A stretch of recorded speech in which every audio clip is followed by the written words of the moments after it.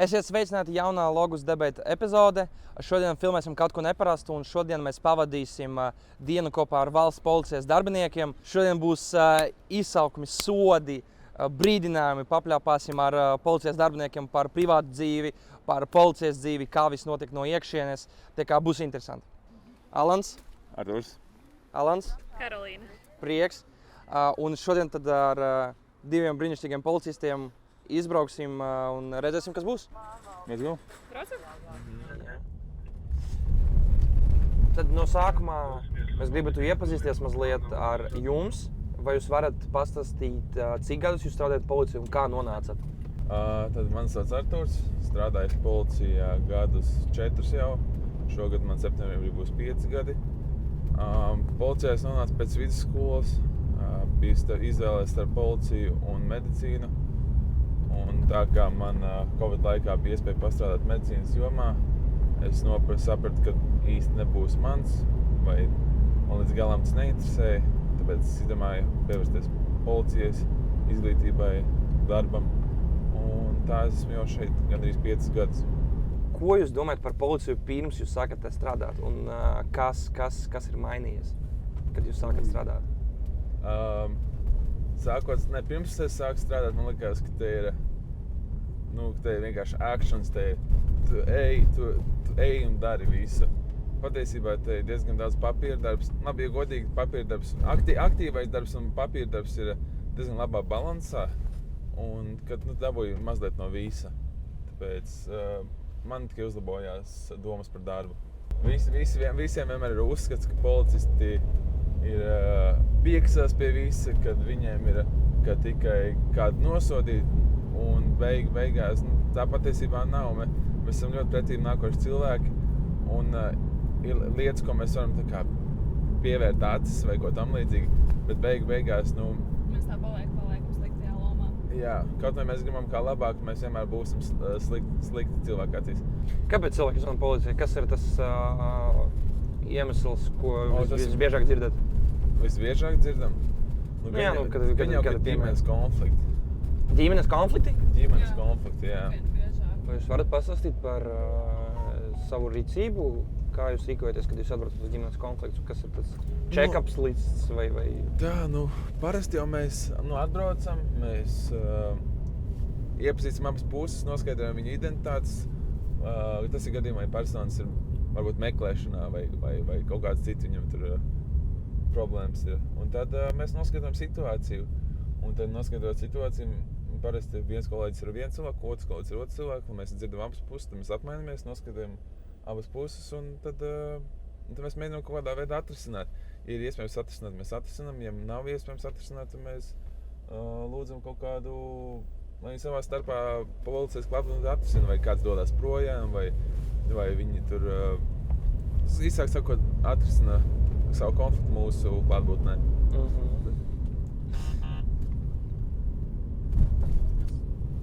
Kas tagad notika?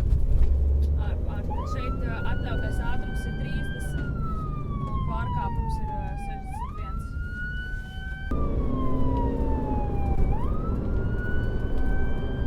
Jautājums, ko spējams palika?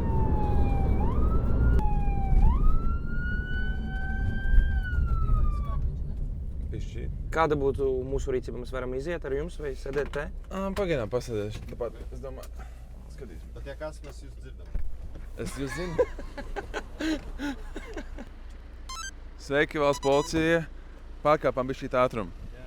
Steidzamies kaut kur? Mazliet, jā. Uz kurieni? Vajag kādu detaļas. Tas pārbaudīšu dokumentus. Tā. Persona steidzās, tāpēc, ka viņam vajag dot detaļas. Pārbaudīsim viņu sistēmā.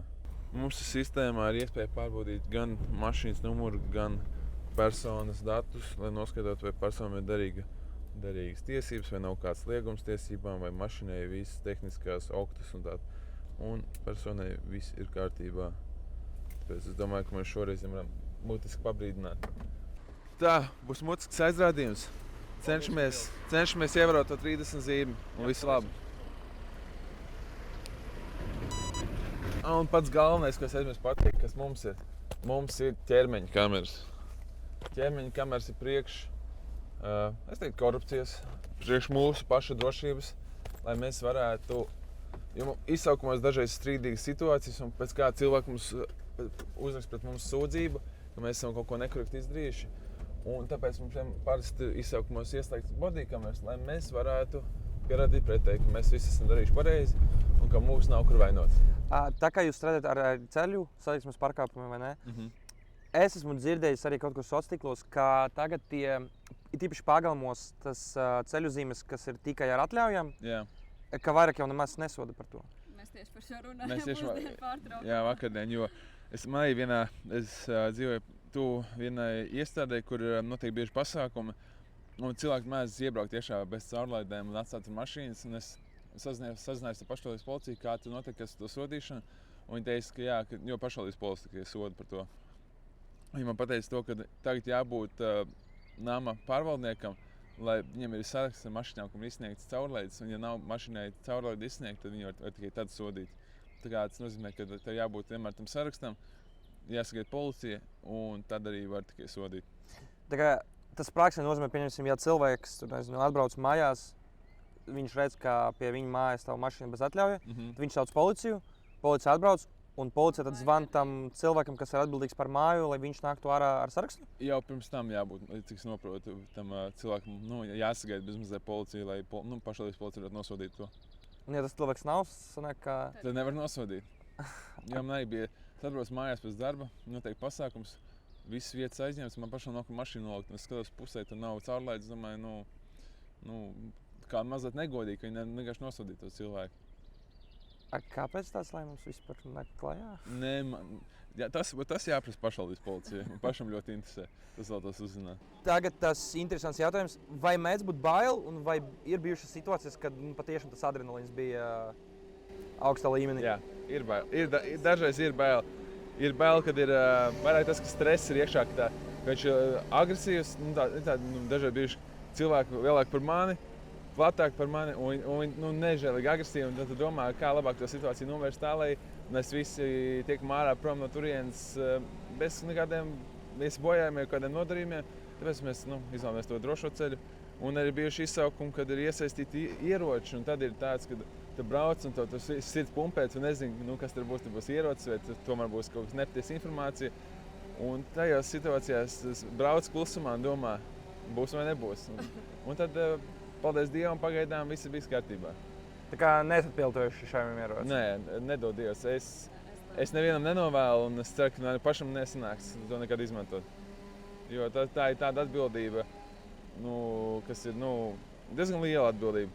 Jo ierocis nopietna lieta, un to var paņemt dzīvību un tā tālāk. Tātad C kategorijas izsaukums ir, varētu teikt, zemākās kārtas izsaukums, kas ir ceļu satiksmes negadījums vai kaut kas mazsvarīgs, kur nav jābūt kā uzreiz policijai klāt. Ierašanās līdz... Neapdraud personu dzīvību.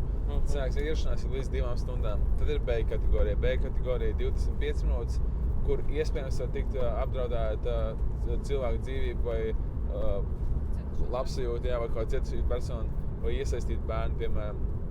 Tas varētu būt B kategorijas izsaukums. Un A kategorijas izsaukums visticamāk ir līdz 15 minūšu ierašanās brīdim, kur visticamāk varētu būt kāds, kas vēlas sev nodarīt pāri, vēlas citam nodarīt pāri, agresīvs, dauza, lauž kaut ko, vai tur kāda piekāvis un turpat atrodas uz vietas, vai laupīšanas, visādi tipa smagās, kur ātrāk jārēģē. Mums varbūt kaut ko citu runāt. Šis darīties bija, ja? Šo pa ceļiem pamodināsim. Man nav gumijas cīni.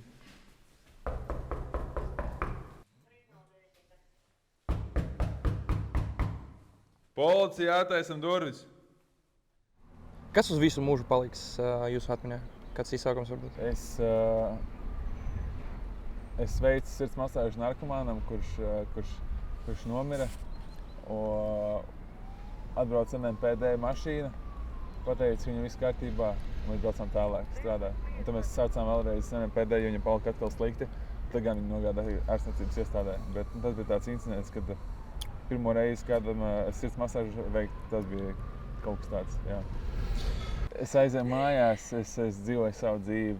Tāpēc, kā saka kolēģi, darbs ir darbs, mājas ir mājas. Es cenšos, protams, ir reizes, ir bijušas naktsmaiņas, ka tu esi visu nakti kārtīgi strādājis. Un tad tu atbrauc mājās, tam miegs nenāk, tu skaties griestos un domā, vai šitā bija mājiņa. Kā, nu. Un tu nezini, kur likties, jo tāds nogurums.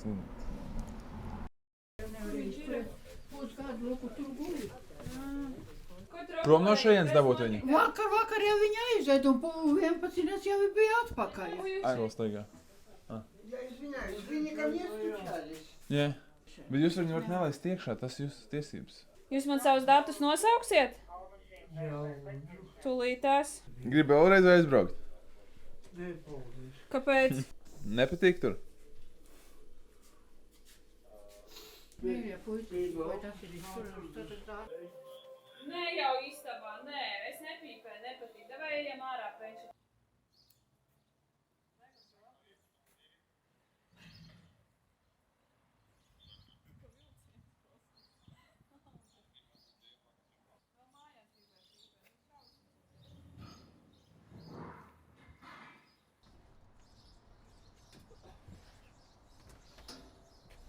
Es zinu, ka pasaulē ir praksa vismaz 2 valstīs, kā aizliedz jauniešiem, kas ir dzimuši pēc 2007, man liekas. Jo viņam ir tagad 18. Jā. Anglijā un Jaunzēlandē, man liekas, arī bija, ka viņam aizliedza vispār tā kā, ka viņi nevarēs nekādu nopirkt.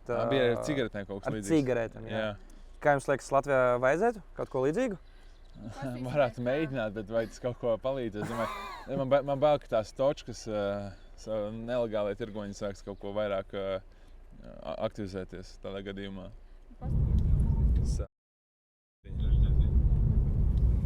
Ar vienu personu ielas uz gaiziņu.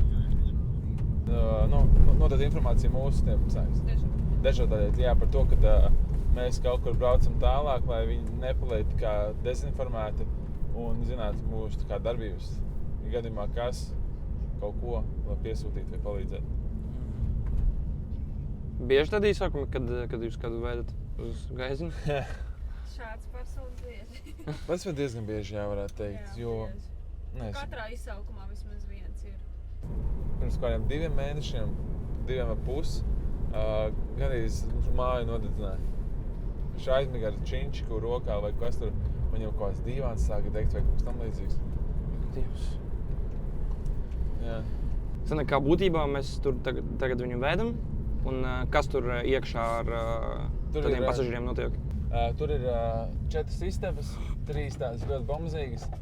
Iet pēc kārtas. Pirmā ir slikta, otrā ir sliktāka un trešā ir sliktākā.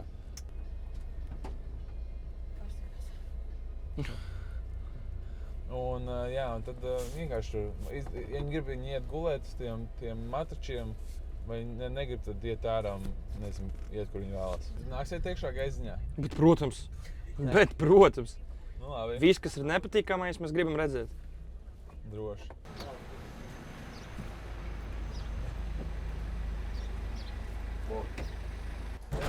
Drīkst viņi ienākt, kā viņi ar mums ir. Drīkst ar kameru ienākt tāpat? Nedrīkst filmēt. Ierakstīs sevi. Jā, nebija saskaņots.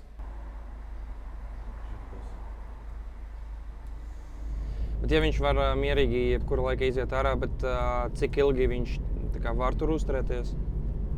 Līdz nākamās rītas. Līdz nākamās dienas rīta.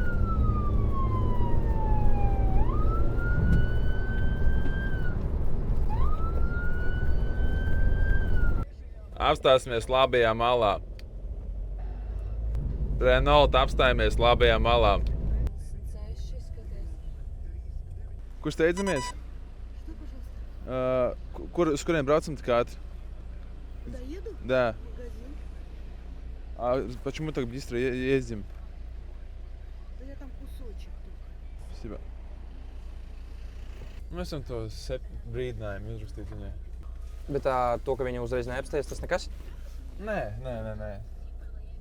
Ir tas, ka tas ir skaidrs, viņš ir skaļš, bet, ja tev ir cieta loga, var dzirdēt, var nedzirdēt. Jautājums ir, kā jūs nolasat cilvēkus pirmās sekundes? Pirms vēl dokumentu pārbaudīšanas. Kā jūs varat zināt, ka kaut kas nav labi? Pēc viņa uzvedības, pēc viņa darbībām viņam tās kustības tādas Straujas, asas, šāds, jā, nepārliecināts, Jā. tramīgs, vot. tramīgs, jā. Kaut kā profilēt pēc sejas, pēc skatiena. Jā, Vai tā- tukšums acīs. Visi galva tukšums acīs. Bet nē, Iekšējā intuīcija. ja es strādāju pietiekami ilgi, tu jau skaties virsū cilvēkam, tu saproti, ka vai nu būs ar viņu kaut kas labi, vai nebūs kaut kas ar viņu labi. Bet arī, protams, ir tie gadījumi, ka tu skaties viņu virsū, bet galīgi nepareizi nolas un beigās tur cilvēks kā cilvēks. Starp citu, intuīcijā spēlē kādu lomu? Nežēlīgi lomu spēlē. Ja tu nemāki, ja tev intuīcija nesaka, ka būs labi, tad tev varētu būt kaut kāds, ir tieši, ja tev ir teorētiski vēdrā, tu saproti, ka vajag būt uzmanīgākam. Tāpēc vienmēr jābūt gatavam kaut kam. Piesardzīgam. Jā.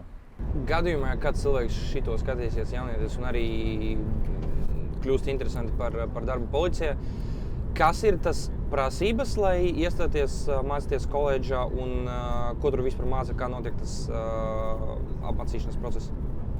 Gan jau, ka jāsāk ar iestāju pārbaudījumiem, kas ir fiziskā sagatavotība, tev atmiņu tests un medicīniskā tieši tā. Sportā ir V grupas, kas ir vīriešu grupas, un ir S grupas, kas ir sieviešu grupas.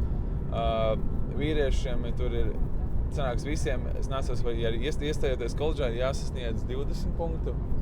16 punkti. Kas nozīmē, ka tev ir iespēja taisīt atspiešanās guļus, pievilkšanās, vēderpreses, atspolu, 10x10 metru, 100 metru sprints un 3 km skrējiens krosjā. Priekš vīriešiem, sieviešu gadījumā tas ir 1 kilometrs jānoskrien. Ja jūs varētu uzrunāt visus, kas skatīsies šo video vai vispār kopumā visus cilvēkus Rīgā, Latvijā, ko jūs teiktu? Nāk uz kontaktu ar mums. Mēs neesam slikti cilvēki. Mēs gribam sadarboties. Tieši tā, ja jūs redzat policiju, jums vajadzīga palīdzība, droši vēršaties. Neviens jūs neatradīs, neviens jūs nedzīs projām ar jūsu lūgumu pēc palīdzības. Un tie, kas vēlas stāties policijā, nebaidieties, esiet pārliecināti un esat fiziski gatavi tam, jo nebūs viegli un lai veicās jums. Paldies jums! Paldies!